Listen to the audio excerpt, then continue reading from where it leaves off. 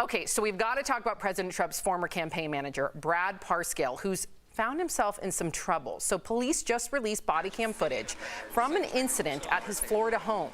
His wife reportedly called police after she heard, a gunshot. You can see her there in a bikini and towel talking to the cops. They found Parscale on the front porch, shirtless, holding a beer. He doesn't comply with an order to get on the ground, and that's when police took him down with force. Now, Parscale was involuntarily committed at a Florida hospital. The Trump campaign released a statement saying in part that Parscale is, quote, a member of our family and we all love him. What type of toll does the campaign take on people? What do you make of this whole interaction, Al? Well, Sam, I always like to pull back from the campaign or any kind of celebrity issue and talk about how it affects everybody. Last week, I said on the show, please remember, everybody, that life is long.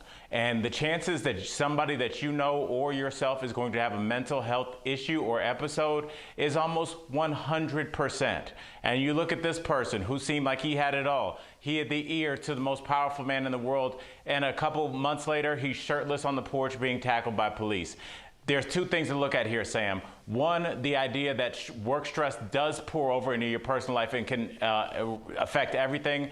And two, this is why we need people other than the police to be handling situations like this. Luckily, no one was killed in this situation, but a social worker is trained. That's their only job, is to learn how to diffuse situations like this. And that's what people are talking about when they're saying defund the police. They're saying fund the people that are trained for these situations so we don't have another tragedy. Amen. Jeff? I kind of agree with Al. Is going to take the mental health route on this one, Sam, because that's not a normal situation of what's going on. I'm glad, Al, you did not jump on, like, this is a Trump former worker, and people automatically assume something when I just told you do your due diligence and learn about the case. I think we're dealing with someone with a mental health problem here, and I think that's what we need to focus on. So, Al, thanks for looking at it that way, too. Yeah, well said. I agree with the both of you.